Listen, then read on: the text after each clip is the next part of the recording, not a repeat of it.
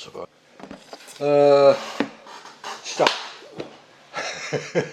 자, 오늘은 재밌는 그 일을 한번 해보려고 늙은 할아버지들 두 분을 모시고 인생 얘기를 좀 해보려고 합니다. 뭐 다른 것도 특별한 거 아니고 그냥 인생이에요. 인생 얘기하려고 그래요. 근데 그게 인생이라는 게 또 자기가 해온 일을 하고 또 떨어질 수가 없으니까 그동안 해오신 일들 주로 이제 공부한 분들이니까 공부한 이야기.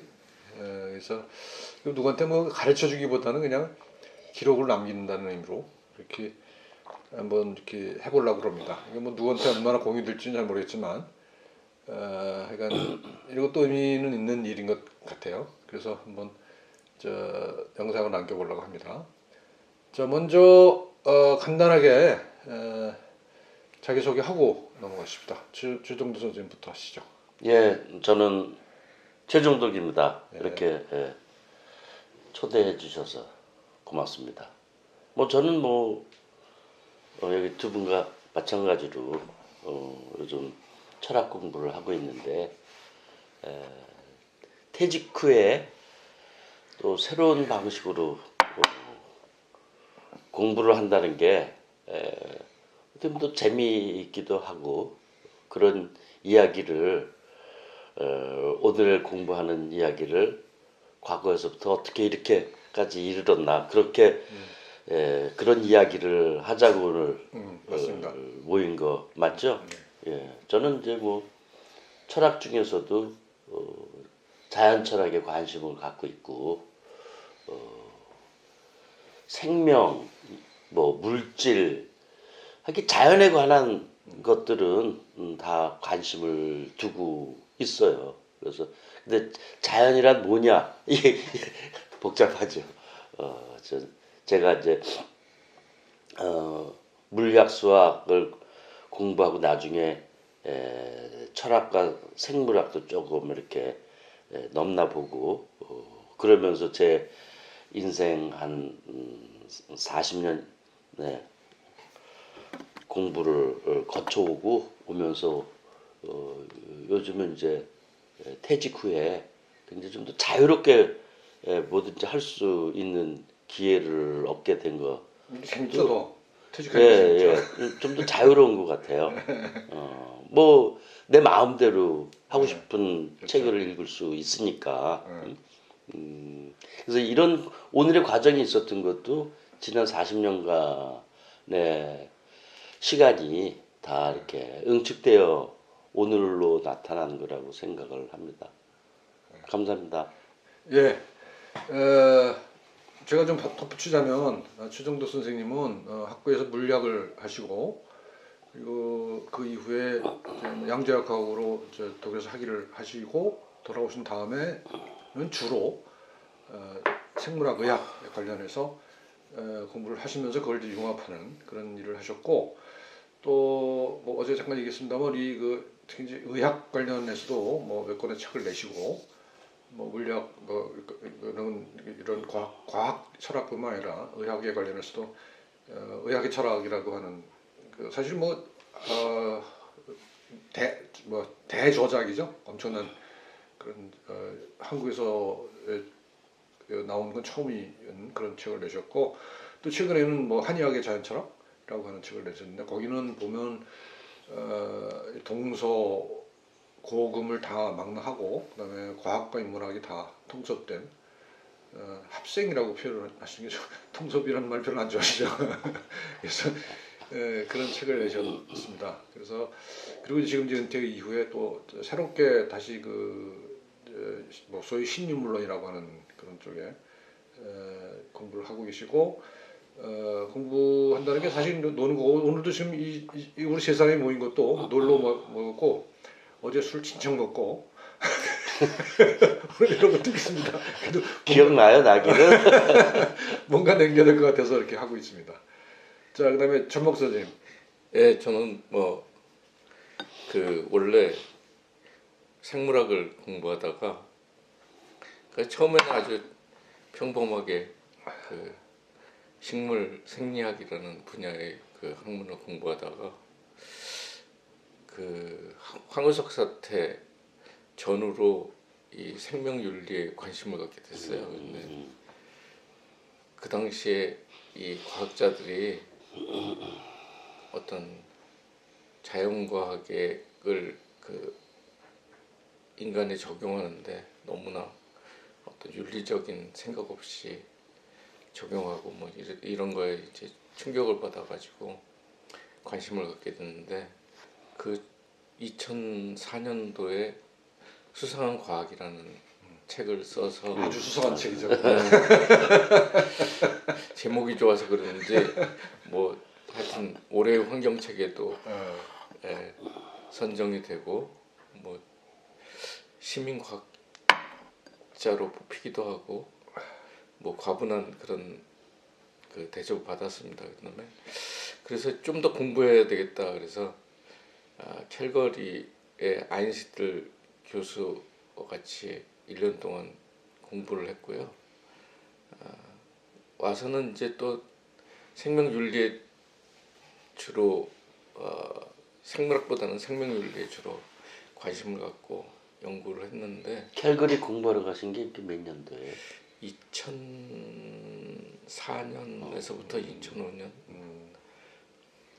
그래서 거기서 뭐 그분이 그 게놈 연구 뭐 이런 것에 어떤 사회학적인 연구를 하시는 분이라 가지고 그런 쪽을 좀 공부를 했었고 그래서 다녀와서는 이제 계속 그 생명윤리를 공부했는데 이게 생명윤리가 뭐 제 짧은 소견으로는 좀 지루하다 이런 생각을 했어요.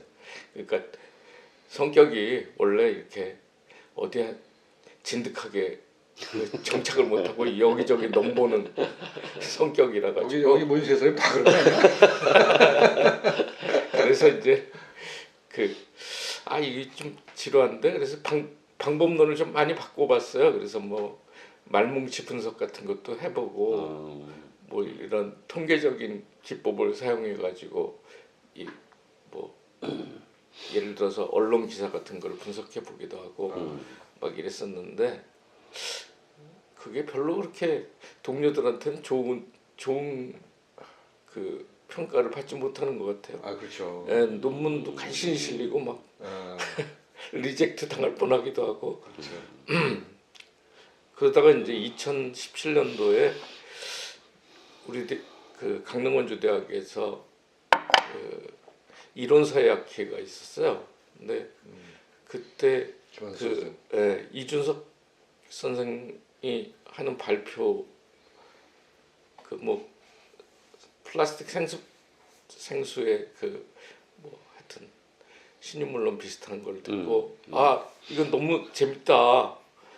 GMO와 같은 것도 우리가 다루기 어려운 주제지만 이런 거로 좀 다뤄볼 수는 없을까. 그래서 그때부터 이제 관심을 갖게 됐어요. 그래서 신유물론에 대해서 2017년부터 이제 관심을 갖고 좀 공부를 했고 그러다 보니까 뭐 신유물론 학자 중에서도 이과 출신들이 많아요. 그래서 뭐 캐런 바라드라든가 뭐 해로웨이라든가 이런 사람들도 이과 출신인데 용기를 내 가지고 나도 좀 해보면 좋은 게 있지 않을까. 그래서 이제 캐런 바라드의 책도 한 권 번역을 했고 이제 김한석 교수님하고 라투르 공부를 쭉 하다 보니까 뭐 화이트헤드 얘기도 듣고 뭐 스탄게르 얘기도 듣고 그래서 뭐 김한석 선생님이 이미 라투르는 열심히 하시니까 그 전에 원서를 한번 읽어보자. 그래서 요새는 스탄게르의 책을 주로 열심히 읽고 있습니다. 뭐 덧주가 별로 없는데 하여간 공부에도 재미를 붙이고 계시지만 또 뭐 행정도 뭐 총장님도 하셨잖아요. 그건 어떤 동기가 부여됐던 거예요?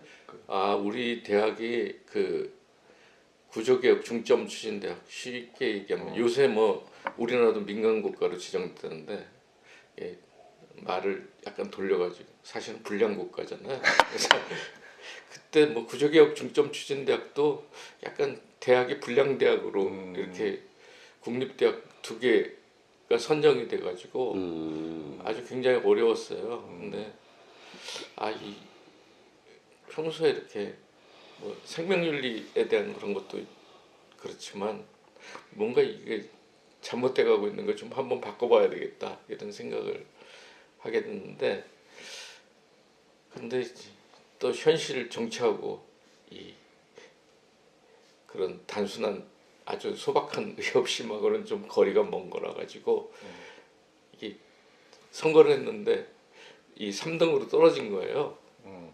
근데 1등하고 2등 하신 분들이 서로 뭐 표절 시비 가지고 막 싸우다가 이제 교육부에서 재투표를 하라, 다시 선거를 하라 그래가지고 이제 어쩌다가 또 된 사연이 거죠. 있구나. 사연이 그래서 그런 어떤 윤리적인 문제 때문에 또 그러셨구나. 예. 저기 강 선생님 자신도 한번 예. 소개를 저는 뭐 스스로 얘기를 해보면 이제 저는 한마디로 이제 저를 이렇게 소개를 하면은 이빨 뽑다가 이제 이빨 까는 사람으로 바뀌었죠. 그래서 멘트가 아주 그냥 착착 들어가네. 사실은 뭐 옛날에 어렸을 때는 그 진짜 과학자가 되고 싶었어요. 그때는 뭐 과학이꿈 막 이래갖고 막 그랬잖아. 그래서 뭐 무슨 공부를 할까 생각을 하다가 어렸을 때 하늘을 쳐다보면서 저걸 공부하면 되겠다 싶어갖고 천문학을 했다고 생각했었어요. 근데 이제 고등학교 다니고 뭐 이러면서 보니까는 내 실력까지는 안 되는 거야. 수학이니 뭐 이런 거는 난 너무 안 되더라고. 그래서 그러다가 이제 그러면 내 능력이 안 되니까 뭐 이렇게 뭐 하자 그랬더니 또 누가 또 그래요. 우선 뭐 하고 싶은 거는 하고 우선 저기 먹고 살만하는 걸 해라. 그래서 치과 의사가 좋대.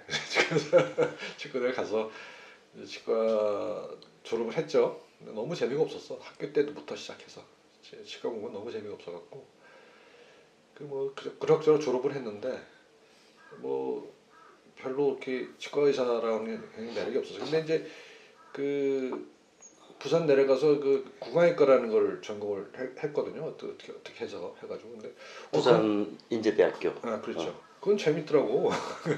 그러니까 그래서 뭐 거기서 뭐 트레이닝 받고 뭐 구강외과를 하게 됐죠. 근데 그것도 뭐 아까 말씀하신 것처럼 저도 이렇게 오래 못 가요. 한 가지가. 그래서 한 몇 년 하니까 그것도 또 지어지더라고. 때려치고 나서 개업을 했는데 개업은 더 재미없더라고. 돈은 벌리는데 돈만 벌려. 그냥 돈만 벌리지 무슨 산다는 거 있는 게 별로 없는 것 같고 도저히 못하겠더라고. 3년 정도 했는데 나 이렇게 평생 못 살겠다 싶은 생각이 들더라고요. 그래서 그러면 뭐 하여간 딴 거를 했으면 좋겠다는데 뭐 배운 게 있어야지. 그래서 옛날부터 그 이런저런 뭐 겉멋이 좀 들어가지고 뭐 철학 그런 거 책을 뒤적하고 그랬었거든요. 특히 좀 학교 때 니체를 뒤적거리면서 뭐 이러기도 하고 그래서 철학 공부를 좀 하자라는 생각이 들었어요. 그래서 뭐 국내에 이렇게 알아봤더니 뭐 별로더라고요. 그래서 외국에 알아봤더니 그 내가 이제 의학 바탕이 있으니까 의학과 관련된 뭐 철학이니 뭐 처음에는 무슨 의료 인류학을 생각했었어요. 의료 인류학을 생각하고 여기서 알아봤는데 그 별로 뭐랄까 좀 힘들어요. 너무. 그러니까 주로 이제 미국인데 미국 대학이라고 하는 데는 엄청나게 빡세잖아요. 코스워크가. 그래서 거기는 좀 그렇고 그래서 이제 이렇게 저렇게 알아보다 보니까 영국에 뭐가 하나 있더라고요. 그래서 이게 이제 인터넷을 그때 96년 7년인데 인터넷을 그때만 해도 그렇게 활성화되어 있던 때는 아니었는데 어떻게 저기 검색이 돼서 찾아봤더니 하나 있더라고요. 그래서 그게 이제 뭐였는가 메디컬 휴머니티라고 하는 거였어요. 그래서 그게 그 말도 굉장히 생소했죠. 없었던 말인데 거기 안에 들어보니까 거기 뭐 전공이 메디컬 휴머니티, 의료 인문학이라고 하는 게 있고 그다음에 이제 의료 윤리가 있고 그 2개가 있더라고요. 그 당시에 한국에는 의료인문학이라는 개념이 그런 말 자체가 없었죠. 말 자체가 없었고 의료 윤리는 좀 도입이 돼서 있었는데 그것도 아주 소수고 생명률이라는 것도 사실은 고즈음에 생겼죠. 생명률 학회 97년인가 생겼죠. 아까 선생님 얘기했듯이 어. 황우석 사태 이후에 아주 폭발적으로 그렇죠. 황소사 때 더 늘어난 그렇죠. 거죠. 예. 그러니까 그때 이제 국내 기획이라는 게 몇 개가 있어요. 황소사태가 하나 있었고, 그다음에 이제 뭐 의료 여러 가지 이런 스캔들이 터져요. 뭐 한약 분쟁 그런 것도 있었고, 그다음에 그 이후에 이제 의사 파업이 이제 그 이후부터 본격화되죠. 몇 번에 걸쳐서 2000년부터 쭉 있었던 그런 거였는데, 근데 어쨌든 그래서 저는 이제 그런 쪽에 그 철학에 관련해서 의학 철학이라고 하는 말을 처음 이제 접했죠. 그래서 봤더니 그 책을 제가 어떻게 구해서 봤어요. 그랬더니 그게 내가 지도교수 그 사람이 지도교수가 됐죠. 예, 뭐 데이비드 그리비스라고 하는 그 유명한 사람 아닌데, 갔더니 이제 그 사람이랑 같이 이제 공부를 하게 됐어요. 근데 그 영국에서도 그게 아주 최초의 코스였어요. 그게. 그러니까 거기는 주로 이제 그 지원하는 사람은 그 정답 파트타임이야 다. 그러니까 영국 같은 경우는 이제 NHS가 있으니까 그 의료계 일을 하다가 NHS 지원을 받아서 공부하는 사람들이 많아요. 그러니까 뭐 의사도 있고 무슨 뭐 다른 저 의료 관련 전문직도 있고 그래서, 그런데 나만 이제 풀타임이었어요. 혼자서 풀타임인데 가니까 뭐 거기는 영국은 굉장히 널널하잖아요. 코스워크라는 게 사실 별로 없어요. 그래서 없고 뭐 1년에 한 몇 번 저 뭐 3박 4일인가 이렇게 어디 가서 거기서 집중 세미나를 하고 그걸 몇 번 하면 5개인가 해요. 5개 하고 거기 관련된 그 에세이를 5개를 쓰면 졸업이에요. 그래서 그걸 마치고 근데 저는 풀타임이니까 이제 맨날 선생님들 쫓아다니면서 이제 하고 했죠. 그래서 거기서 석사를 받은 거죠. 석사를 수원지에서. 수원지. 아 저도 거기 한번 가고 싶었는데. 그랬어요? 네. 그런 석사라는 게 철학 석사인가요? 어떻게? MA. MA죠. 우리말로 하면 아츠죠. 문학 석사, 인문학 석사. MA로 받았죠. 그때 이제 그때 관심을 가졌던 건 그때 한약 분쟁 막 있었고 그럴 때였거든요. 그때 이제 한약 관련 생각을 주로 하고 있었어요. 그러니까 의학이 내가 이제 서양 의학 쪽에서 서양 의학도 변두리지만 치과라는 게 그렇지만 그 병원에 이런저런 그 뭐 부조리랄지 이런 것들 많이 경험을 했거든요. 그리고 이제 이 서양 의학의 이 문제점이라는 거 같은 거를 이제 인식을 좀 하고 있었죠. 그리고 내가 또 개업하면서 내가 한 짓거리 같은 것들도 그렇고. 그다음에 어제 술 먹으면서 얘기했지만 내가 뭐 박사학위 논문이라고 쓰면서 했던 그 과학이라는 것에 대한 회의도 있고. 그래서 과학, 그다음에 의학, 뭐 의사 짓 이런 것들에 대해서 아주 그 총체적인 어떤 회의가 들었던 시점이었죠.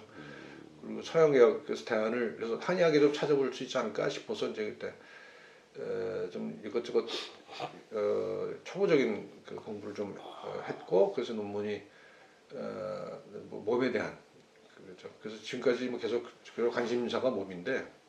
그러면은 영국으로 공부하러 가시면서 임상 의사로서 역할은 이제 더 이상 하지 않은 거네. 않겠다고 하고 갔는데 예. 돌아왔을 때 갈 데가 없잖아요.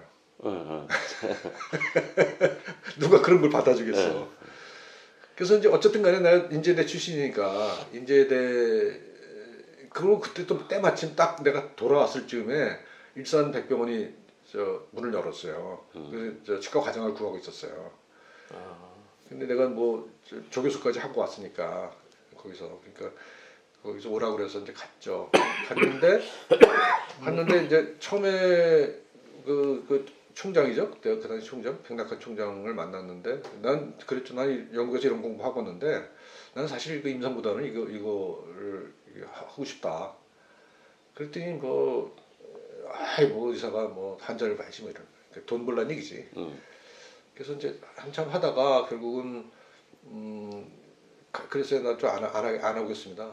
내가 하고 싶은 것도 못 하겠는데 내가 이거 뭘 합니까? 그럴까요? 그때 이 양반도 나중에 전화를 또 했어.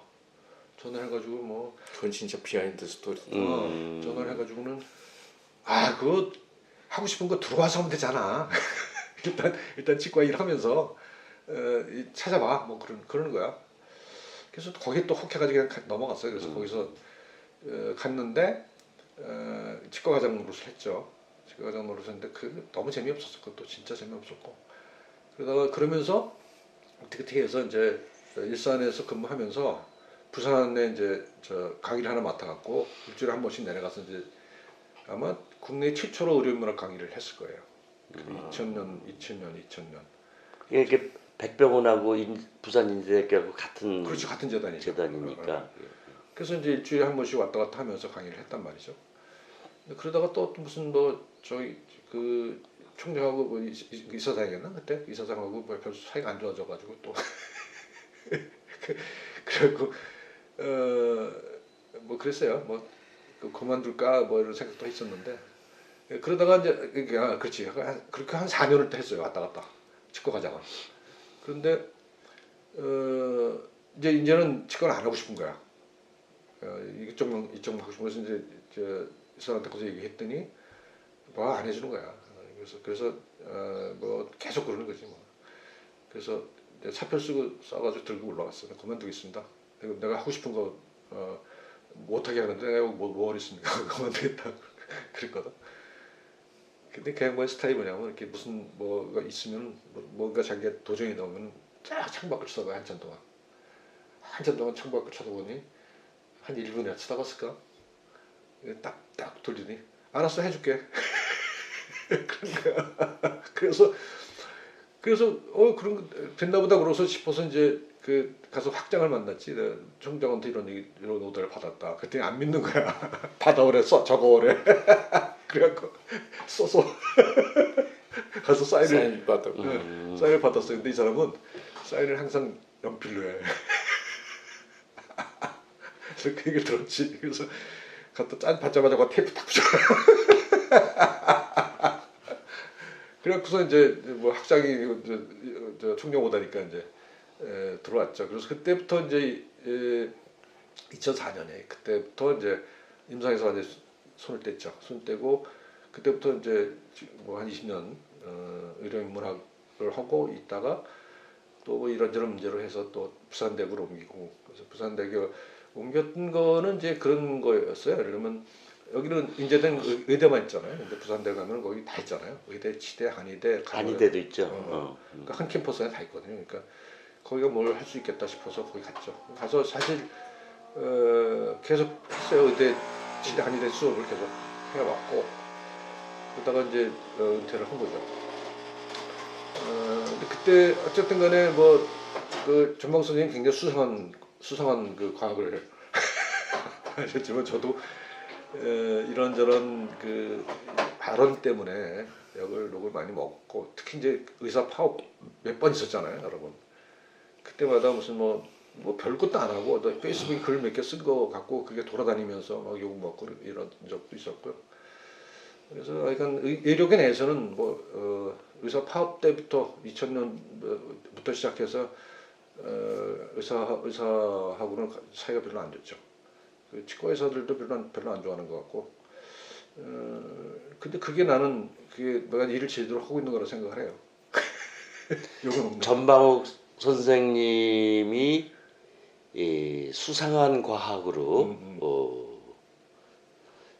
상징화된다면 강진익 선생님은 불량유전자라는 책으로 또 그에 맞먹는 불량유전자 화제를 불러일으켰죠. 예, 그건 제가 전혀 생각도 안 했던 제목인데 출판사에서 그래가지고 그 선생님은 그 책 제목 수상한 과학 책 제목 누가 지어준 거예요? 제가 이게 저도 대학 그에 입학했는데 첫 시간 강의를 듣고서 이거 계열 잘못 왔구나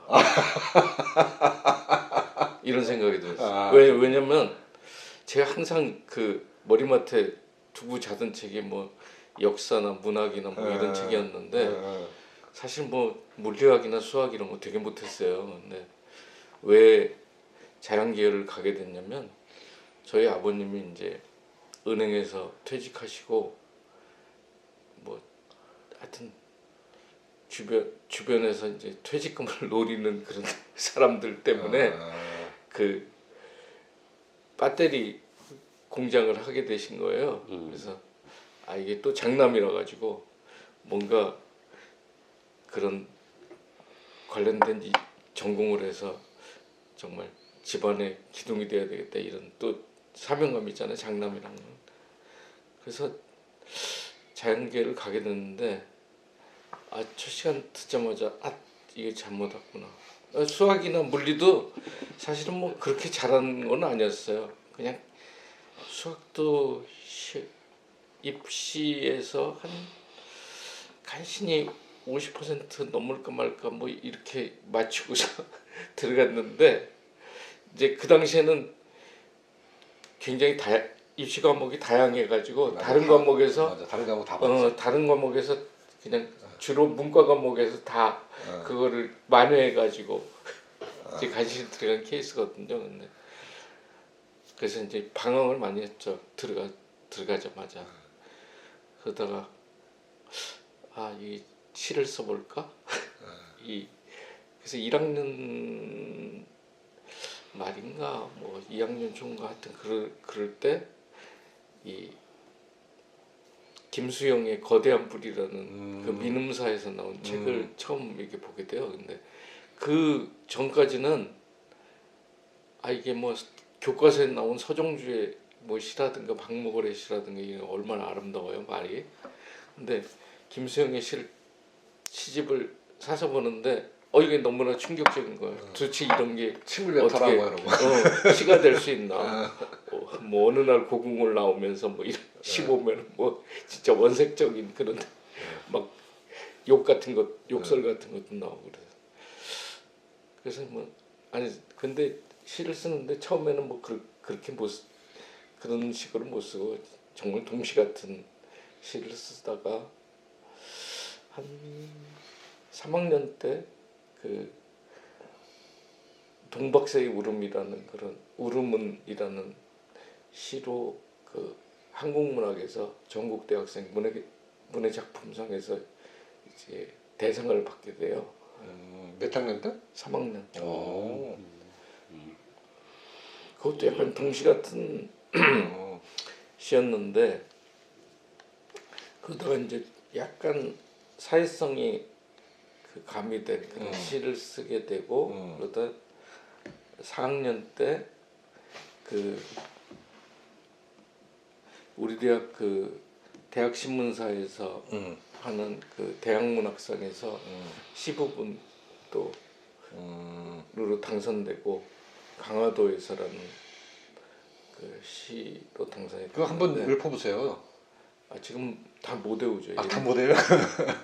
예전에는 이게 막 줄줄 나왔는데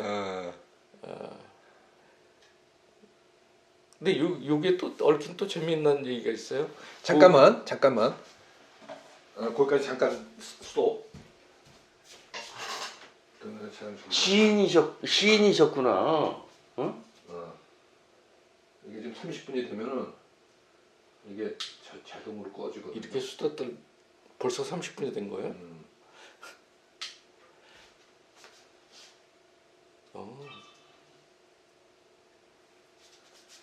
보세요.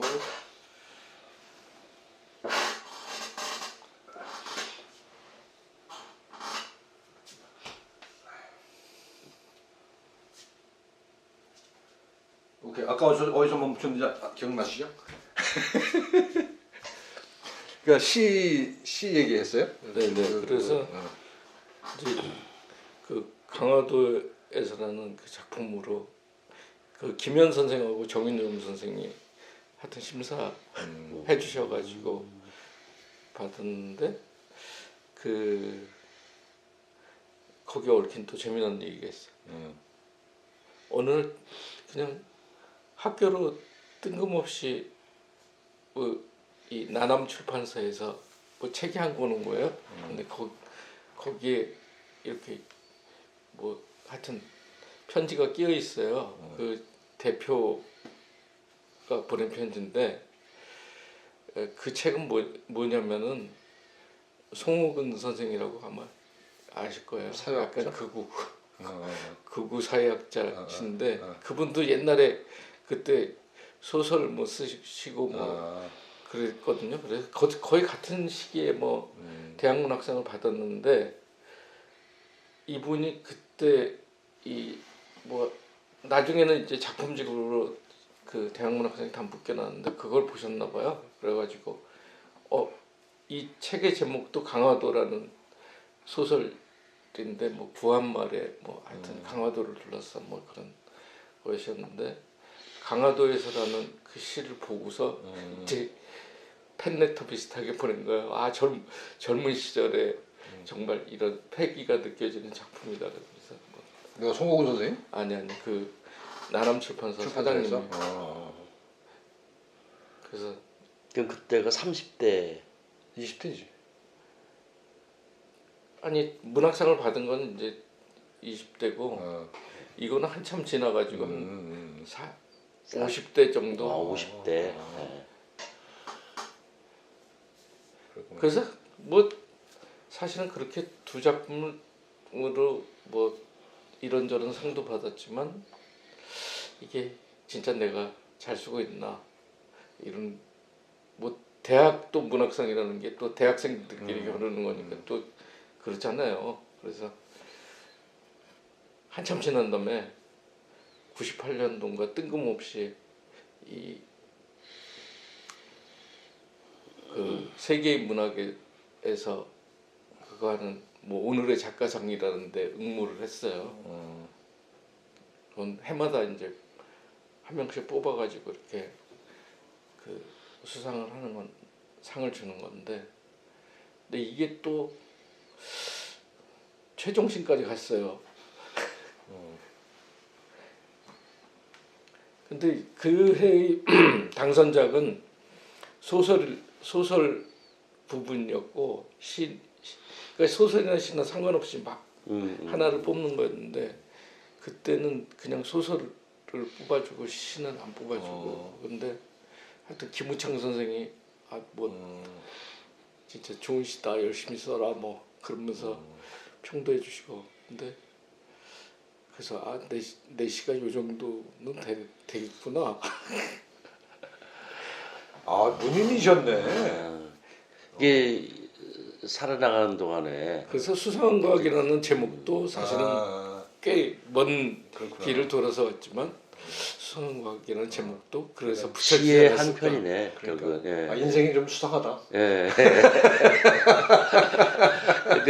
근데 가는 중에서 자기 변화를 일으키는 그러한 계기들 혹은 동기들이 다 있는 것 같아요. 그렇죠. 그걸 통해서 그런 동기들을 그냥 스쳐 지나갈 수도 있지만 그 동기 때문에 또 중요한 인생의 굴곡이 일어날 수도 있고. 그렇죠. 저만 해도 물리학을 하다가 학교 공부에 보다는 이제 다른 탈춤 추고 놀고 그런데 관심이 빠져가지고 학교 공부 안 하다가 나중에 이제 탈춤하고 연관된 인류학 공부도 하고 뭐 역사 공부도 하고 이미 그때는 물리학 공부를 벗어났었을 때죠. 그러다가 뒤늦게 이제 철학 전공 수업을 듣게 됐는데 군대 갔다 와서 근데 한 35명, 40명 가까이 있는 수강생, 그 전공 과목이니까 다 철학과 학생이지 않겠습니까? 그런데 시험을 봤는데 A가 딱 2명밖에 없었는데 거기 제가 A를 받은 거예요. 철학과 학생을 다 제끼고 그래서 그때부터 내가 착각을 한 거죠. 내가 이제 철학에 그때 재주가 있는 모양이다. 과목이 뭔지 기억나세요 혹시? 저기 분석 철학이에요. 분석 철학. 분석 철학 3, 4학년 가. 아, 그래가지고 제 인생이 꼬이기 시작한 거죠. 그래가지고 꼬인 건지 잘 찾아간 건지. 잘 찾아갔다고 보지만은 제가 밥벌이를 하는데 시간이 너무 오래 걸렸다는 뜻이죠. 그러니까 저는 힘들게 뭐 독일도 갔다가 어디도 갔다가 42살에 첫 월급을 받았으니까 아무래도 제 처와 제 자식 둘과 같이 살아가는데 조금 애를 먹었었죠. 그렇지만 나중에 이제 교수가 되면서 많은 부분이 해소가 되고 그렇게 이제 왔다 갔다 하는 아까 선생님 말했듯이 우리 셋 공통점이 있다 그러면은 방황을 했다. 좋게 말하면 노마드의 인생이다.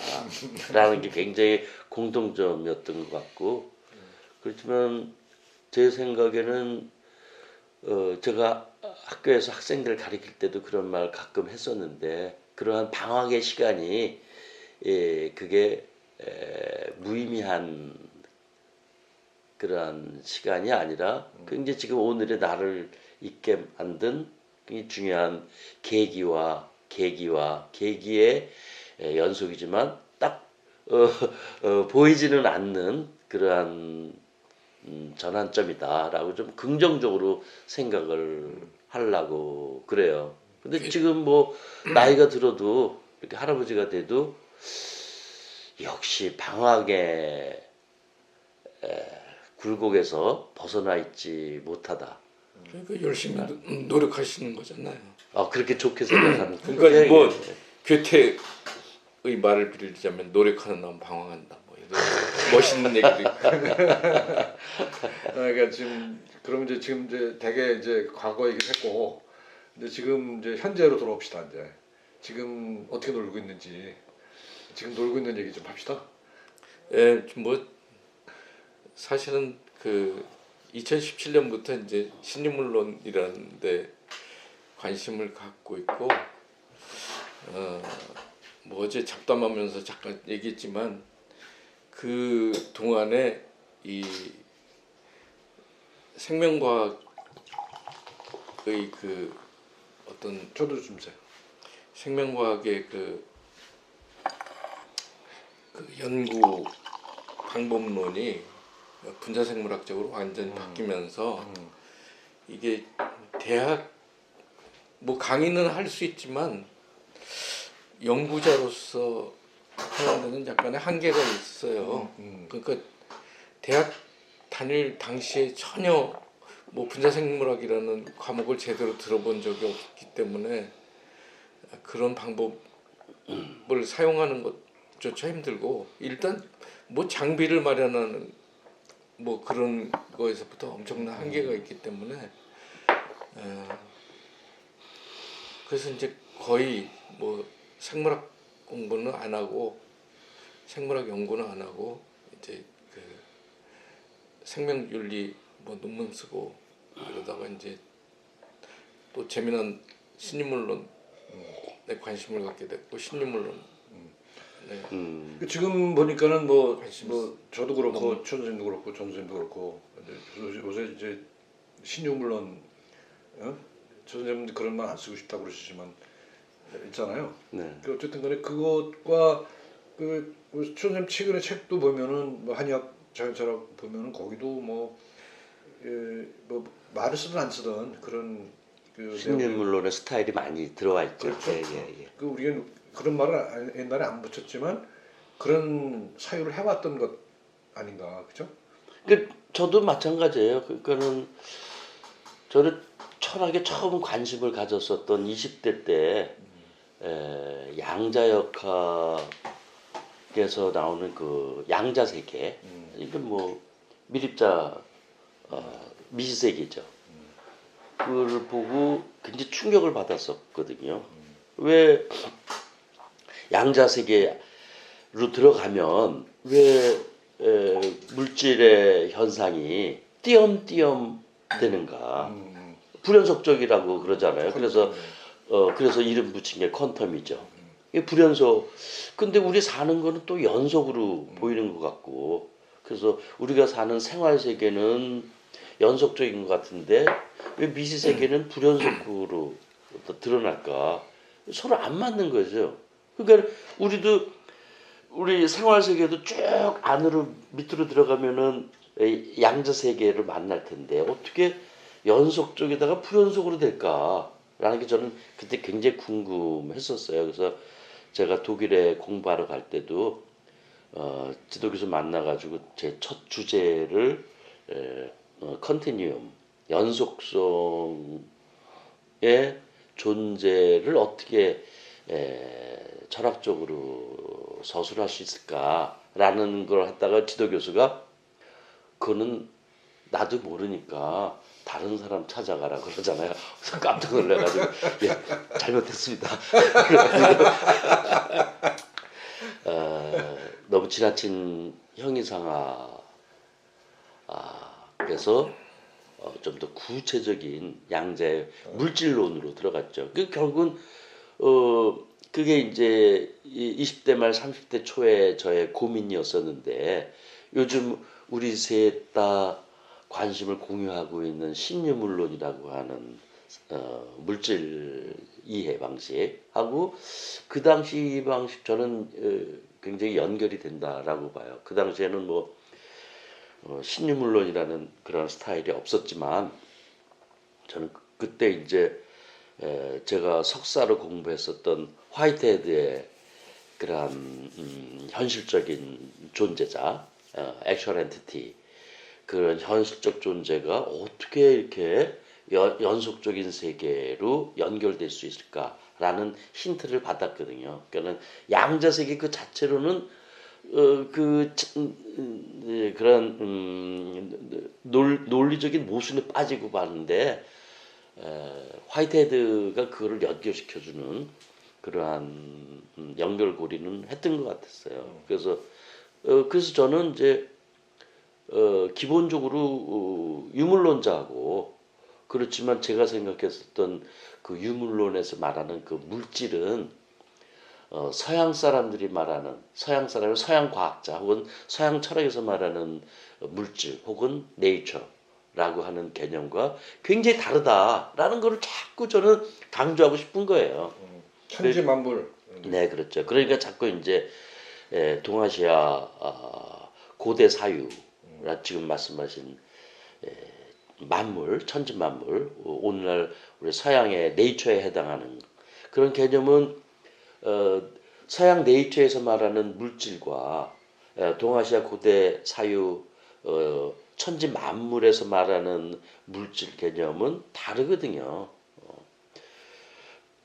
그래서 그러한 사유 방식이 이 동아시아 물질론 철학 사상에 굉장히 깊이 배어 있고 그게 현실적으로 나타난 게 아마 동아시아 기 개념이라고 저는 생각을 하고 있고 그게 올해 나온 한의학의 자연 철학 안에라고 하는 텍스트에 스며들어 있거든요. 기, 도, 덕, 뭐 이런 거. 네, 그래서 저는 이제 그러한 이기론 논쟁에서 말하는 아니고. 기가 아니라 고대 사유 즉 만물 서양의 네이처 개념과 약간 어긋나는 그러한 물질론에 관심을 두고 있다라는 거죠. 그래서 이거를 어떻게 과학언어로 표현할 수 있을까? 요즘은 그게 굉장히 힘들다고 저는 생각하는데 다행히 요즘 천재 같은 신유물론 젊은 연구자들이 많이 나와가지고 사실 그런 사람들의 도움을 많이 받고 있어요. 최근에는 뭐 토마스 네일이라든가 이런 사람들이 이 신유물론에서 말하는 물질과 전통 유물론에서 말하는 물질들을 서로 연결시켜주는 역할들을 많이 하고 있더라고요. 저는 그런 책을 읽으면서 왜 나는 저렇게 창조적인 생각을 못했을까 그런 생각을 좀 하고 있거든요. 그래서 지금 제가 얼마나 살지를 모르지만은 은퇴 후에 남은 시간에 좀 더 자유로운 공부를 하고 싶다라는 게 앞으로 제 남은 미래에 대한 스케치입니다. 자, 이런 질문을 한번 해볼게요. 지금 이제 각자 이제 학문적인 얘기를 하셨잖아요. 학문적인 얘기를 했는데 그게 뭐랄까 어떤 현실 나라는 실존과 어떻게 연결되고 되고 또는 한편으로는 어떤 사회에 어떻게 기여할 수 있을까 이런 얘기를 좀 젊었을 때 많이 했던 생각들이 지금은 어떤 맥락에서 어떻게 논의되고 있는지 그런 얘기를 좀 풀어줄 수 있을까요? 네, 어려운 얘기인데 하여튼 그 아까도 계속 얘기했지만 저는 이상하게 그 신기한 것을 쫓는 그냥 호기심이요? 새로운 것을 쫓는 그런 호기심이 굉장히 많은 것 같아요. 그래서 뭐 이것도 했다가 뭐 저것도 했다가 그러면서 이게 어떤 뭔가 일가를 이루지 못하고 뭐 여기 조금 저기 조금 발을 담그는 그런 습성이 있어서 은퇴 후에는 이제 그 좀 더 진득하게 할 수 있는 일을 찾아보자. 그래서 스탄게르의 그 뭐 원서 자체가 우리나라에서 아직 제대로 번역도 안 되고 이해도 안 돼 있기 때문에 그거를 좀 소개하는 그런 일을 해보자. 원서를 바탕으로 해서 그래서 뭐 그것 정도라도 그냥 충분히 기여하는 일이 되지 않을까. 그리고 뭐 그 내용 같은 걸 읽어봐도 굉장히 재밌더라고요. 그 예를 들어서 뭐 스탄게르의 텍스트 얘기하시는 거죠. GMO 같은 거 문제 또 이제 우리한테 뭐 GMO에 대해서 어떻게 생각하십니까? 뭐 찬성이냐 반대냐 이런 식으로 접근하는 사람 많잖아요. 그리고 제가 과학자니까 은근히 저한테 와가지고 이 과학자가 반대하는 목소리를 좀 내줬으면 뭐 섭외할 때도 이제 그런 식으로 많이 하는데 사실은 그 뭐 라투르의 그 스탄게르의 그가 GMO를 다루는 그런 방식은 라투르의 그 우려물 혹은 뭐 매터 오브 콘선이라 하는데 우려라고 번역이 돼야 될지 관심이라고 번역이 돼야 될지 이게 그런데 사실은 이게 두 개가 같이 있는 것 같아요. GMO는 그 매터 오브 팩트가 아니라 사실물이 아니라 우려물이라는 것을 일반 과학자들이 잘 모르고 있기 때문에 지금 아주 소박한 뭐 이걸 통해서 뭐 세계의 식량을 뭐 증산하고 그다음에 인류에게 복지를 해. 근데 일단 이게 세상에 나온 이상 그것은 실험실에서 만들어진 사실물이 아니고 우려물이 되는 것이고 그렇기 때문에 거기에 관련된 어떤 그 사회 경제적인 여러 그 연결고리들 그런 것들을 생각해봐야 된다. 그래서 그런 점에서 이런 사상을 좀 그 소개하면은 우리가 어떤 교착선 저 자신도 이렇게 생각했지만 GMO 같은 문제에 대해서 좀 더 그 재미있게 설명할 수 있지 않을까. 선생님 말씀을 들으니까 이제 우리 의학 분야에서 그 비슷한 논의가 있거든요. 아주 초보적인 단계 얘기를 하지만 우리가 의사가 차트를 작성하잖아요. 그럼 거기 차트에 그 처음에 쓰는 게 뭐냐면 칩 컴플레인트예요. 주소라고 그러죠. 주소라고 그래서 뭐를 제일 컴플레인트를 하느냐라는 거거든요. 근데 그게 뭐냐 하면 아주 객관적인 사실물이에요. 그게 의학에서는 어디가 불편하십니까? 그렇지. 어디가 불편하십니까? 말해주고 꼭 어디야. 그러니까 어디 국소적으로 가야 되거든요. 그래서 그런 것들에 대한 대안이 최근에 제시되고 있는 게 바로 치프 컨선이에요. 비슷하네요. 비슷하죠. 비슷하네요. 매터 오브 컨선이잖아요. 그 매터 오브 컨선이에요. 그러니까 그거를 치프 컴플레인트 하지 말고 치프 컨선으로 바꾸자라고 하는 논의가 있어요. 그래서 이것이 그 큰 흐름에 있는 것 같아요. 그래서 지금 그래서 지금 다른 거를 번역하고 있지만 그것도 뭐 같이 하려고 생각 중이거든요. 치프 컨선 재밌네요. 치프 컨선 오브 메디신이에요. 그러니까 그거는 환자 볼 때만 아니라 의학 자체가 컨선이라고. 의학 자체가 근심스러운 거죠. 어? 우려스러운 사태인 거죠. 의학 자체가 그렇고 그리고 그것을 해결하는 방법은 컴플레인트가 아닌 컨선으로 가자라고 하는 거였거든요. 그게 라툴가 했구나 그 얘기를. 그래서 그리고 이제 보니까 저는 요새 이제 뭐 지금 책이 뭐 몸의 인문학이라는 책이 지금 이제 나올 거지만 곧 그거 말고 지금 하고 있는 일은 주로 이제 번역을 하고 있는데 의학계에서 전혀 관심을 가지지 않았던 분야예요. 그러니까 뭐 말로는 뭐 환자 중심 의학이다 뭐 이런 얘기를 많이 했는데 사실은 그거는 의사 중심이었던 걸 이를 좀 조금 돌리자 균형을 맞자 이런 거니까 그러니까 사실은 이건 관계항이었어요. 관계항이었다고 매듭에 이렇게 그물에 하는 매듭이었던 그런 거였거든요.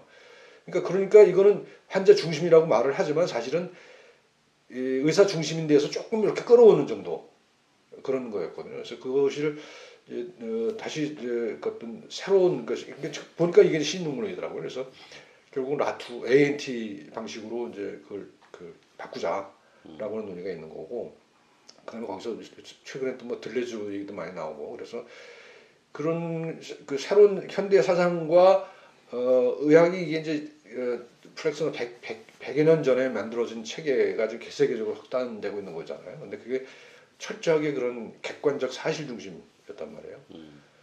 메터 팩터였단 말이에요. 주로 팩트를 이제 의학으로 다뤘는데 사실은 팩트만 내가 가지고 구성되어 있는 게 아니잖아요. 우리 몸이라는 게 그 컨선들이 주로 삶을 이끌어 나가잖아요. 그래서 그런 식으로 바꿔야 되는 거고 이제 컨선으로 바꿔야 되고 그러기 위해서는 팩트에 해당했던 그 객관적인 팩트에 해당했던 것 중심이 아니라 어떤 관계항들이 아니라 관계 그 자체로 돌아야 된다는 그런 얘기가 있습니다. 재미는. 근데 의학 얘기를 하셨으니까 그런데 이 스탄게르의 그 과학관을 보면 그러니까 어떤 게 과학이고 어떤 게 비과학이냐 이걸 구분하는 문제서부터 제기를 해요. 그러니까 그 어떤 학문이 정립하기 위해서는 자기 자신을 규정하는 것보다 자기의 반대항을 격화시켜 가지고 스스로의 지위를 획득하려고 하는 그런 경향이 강했다. 그러면서 이제 그 소피스트와 정통 철학을 구분하려는 그런 그리스 철학부터 이제 얘기를 해요. 그러니까 소피스트는 잘못된 철학 방식이고 이게 플라톤이나 뭐 아리스토텔레스는 정통 철학이라고 생각했던 거. 그런 분류의 이분법을 이제 붕괴시키는 거죠. 근데 이제 공부하다 보니까 그게 양의와 한의를 구분하는 그런 경계선 그런 것도 맞아요. 예. 맞아요. 이 스탄게르의 그 접근 방식을 사용하면 좀 더 해결될 수 있지 않을까. 예, 저도 생각합니다. 맞아요. 이제 좀 참고로 말씀드리면은 스탄게르를 모르시는 분들도 있을 수 있기 때문에 스탄게르 하면은 그 유명한 소상구조 얘기한 프리고진과 같이 책을 쓴 공저자죠. 그래서 사실 노벨상까지 받은 프리고진과 같이 공동 작업을 했을 때 스탄게르는 굉장히 젊었을 때이고 그 이후에 독자적으로 철학적인 작업을 편 스탄게르 굉장히 큰 이 철학적인 자극을 남겼다고 저는 생각을 해요. 근데 어저께 선생님하고 무슨 얘기를 했냐면은 이 스탄게르 어떤 사람은 스탕젤, 어떤 사람은 뭐 이렇게 저도 많이 스탠저스 영어식으로 이렇게 했는데 뭐 다 그게 어떤 발음이 옳고 그르고 따지기보다도 최소한 선생님과 저 사이는 통일을 하자 해가지고 스탄게르 네 글자 우리 말로 쓸 때 그렇게 최종 합의를 통일하기로 했어요. 어쨌든 프리고진과 같이 젊었을 때 공동 작업을 했었던 대단한 철학자다. 그 당시는 프리고진 때문에 빛을 못 봤지만 지금 요즘 얘기하는 스탄게르는 완전 새로운 각도에서 새로운 조명을 받을 수 있는 철학자 그걸 요즘 이제 공부하고 계시고 그래서 이제 그 책 제목이 이제 혼돈으로부터의 질서라는 질서, 예, 건데 원래의 제목은 그게 아니라 뭐였더라? 출판하실 거예요? 그래서? 아니 그거는 이제 이미 어. 그 서울대 화학과 교수였던 분이 어. 그러니까 주로 화학적인 입장에서 이제 그 번역을 하셨고 오래된 거죠. 예, 예. 오랜. 그래서 이상하게 또 대표 저작인 코스모폴리틱스라는 것도 4월의 책인가에서 뭐 하여튼 같이 내자 그래서 알아보니까 판권이 이미 팔렸대요. 아, 국내에서요? 그래서 오. 누가 도대체 누가 할까 그거를? 누가 도대체 이 더군다나 이게 불어로 돼 있는데 이걸 누가 할까 뭐 그래서 그것도 미스테리고 그래서 또 하나는 이제 그 느린 과학 그러니까 다른 과학이 이 가능하다. 그래서 another science is possible이라는 그 뭐 불어에서 원래 그 오트 뭐 세앙스의 possible이라는 그런 제목이었는데 이제 그게 그 영역이 된 거를 바탕으로 해서 부산대 뭐 무슨 민족과학연구소 뭐 그런 게 있나요? 몰라요. 뭐 하여튼 거기 있는 연구소에 하고 그런 게 있었나? 없었나? 서울대 뭐 그 홍성욱 교수님 밑에서 박사학위 하는 분하고 둘이서 그걸 번역을 또 하고 있대요. 그래서 제가 하고 있는 그 강의 그분들이 와서 들어요. 근데 그걸 여기저기서 많이 하는 그걸 보면은 저도 이제 처음 과학철학회에서 이제 그 느린 과학이 가능하다라는 거를 발표를 하고 번역을 거의 다 해가지고 이음이라는 데서 이제 그 주일우 사장한테 직접 메일을 보내가지고 했더니 뭐 관심 있다 그랬는데 제가 공부하다 보니까 이게 그거 하나만 뭐 번역해서 되는 게 아니고 이 스탄게르의 책 전체가 막 여기저기 얽혀 있어요. 그래서 그거를 제대로 이해하려면 코스모폴리틱스도 이해해야 되고 뭐 코스모폴리틱스가 제일 많이 거론되고 인용되고 있죠, 사실은. 그래도 그 지금 말씀하시는 스탄게르의 느린 과학 혹은 과학과 비과학이라고 하는 구획 자체가 잘못됐다라고 하는 개념은 또 유럽권 말고 이제 영미권 철학에서 잠시 거론된 적이 있는데 이게 파이어벤트라고 하는 철학자거든요. 그래서 파이어벤트 이제 우리는 교과서에서는 이제 과학 철학자로 알려져 있죠. 근데 파이어벤트는 다른 과학 철학자하고 굉장히 색다르게 차이가 좀 납니다. 그 대표적인 것 중에 하나가 파이어벤트 책 중에 하나 제목이 anything goes. 뭐 무엇이라도 좋다. 어느 것 하나 딱 정해진 고정된 우월권을 갖고 있는 건 없다라는 거거든요. 아주 스탄게르하고 거의 생각이 서로 맞붙어 있는 사람이에요. 그래서 좀 더 그래서 어느 관점에서 보느냐. 저는 파이어벤트 책을 이제 30대 때 읽으면서 거기서 많은 생각을 이어받아서 제가 50대 초반에 장유익 선생님하고 이분법을 넘어서라고 하는 잠깐만 또 30분 되셨. 프랑스어가 잘 안 되기 때문에 스탄게르를 이제 영어로 번역한 것들이 굉장히 많잖아요.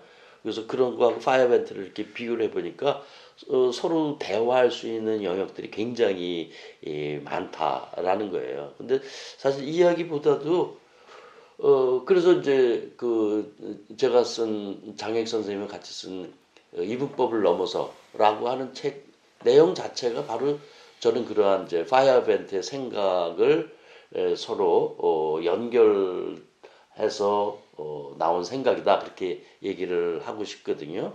근데 이제 그 전에 제가 전생은 번역을 굉장히 많이 하셨잖아요. 근데 그 중에서 출판 안 된 것도 있어요. 제가 읽은 것 중에서 이제 마골리스의 책이 있는데 아주 훌륭한 번역. 이것도 또 재미난 거는 그 선생님이 주신 원고를 보니까 그 안에 마골리스가 살아생전에 나온 번역이었고 마골리스가 직접 한국어 번역판에 붙이는 글을 직접 보내온 거더라고요. 그래서 야 아직도 왜 번역이 안 됐을까라는 생각을 하고 힘 좀 써주십시오. 뭐 바라도도 뭐 했는데 안 나온다네. 벌써 캐런 버라도 번역하셨죠. 그 다음에 제가 요즘 거 말고 옛날 거지만 제가 선생님 번역책 읽고 제가 굉장히 많이 감동을 받은 책 중에 하나가 진화의 패턴 이렇게 좀 칼라책 판형도 좀 색다르잖아요. 그래서 그런 번역 작업이 저는 1대1 번역이 아니라 라트로가 항상 얘기했듯이 영어로 하면 트랜슬레이션이라고 하는 그러한 작업이 선생님의 철학에서 굉장히 중요한 저는 역할을 했다고 생각을 해요. 아까 그 화이어 벤트 말씀하셨는데 흥미로운 게 이제 저도 그 코스모폴리틱스를 강의하면서 이제 화이어 벤트 하고 이거 유사하다 그래가지고 열심히 그거를 강의한 적이 있는데 그 이제 그 책들을 이렇게 쫙 훑어보니까 요새는 근대과학의 그 발명이라는 책을 강의하고 있는데 거길 보니까는 화이어 벤트를 직접 다뤘어요. 스탄게르가 그래서 아 이게 우연의 일치지만 참 재밌는 거다. 그래. 저는 영양 하게 둘 사이의 관계가 굉장히 깊다고 저는 생각을 하거든요. 오케이. 그래서 그 뭐 그거 보면 뭐 방법론의 도전 뭐 이런 책도 있지 않나? 예, 반반목. 예. 네. 자 이제 너무 깊이 들어갔어 지금. 얕게 나와요? 뭐지 그 선생님 책에 그랬잖아. 깊게 들어가서 얇게 나온다. 그런 표현이. 예, 심입천출. 심입천출. 오늘 심입천출 깊게 들어가서 나올 때는 얇게 나왔는데 오늘 너무 깊이 드러나는 것 같아가지고 깊이 드러나는 거는 사실 그런 깊이가 없어요. 맞아. 얇게 들어가야 되는데 오늘 조금만 드러냅시다. 예. 내가 오늘 벌써 한 시간 떠들었어요. 1시간 떠들었는데 아니 이렇게 떠들어도 재밌네요. 다음번에도 또 한번 해요. 어제 밤에 그렇게 술 먹어서 그렇게 얘기했는데 또 할 얘기가 또 있단 말이야. 그래도 어제 연습한 거예요. 재밌다 이거 그죠? 이런 거 계속 좀 합시다 앞으로.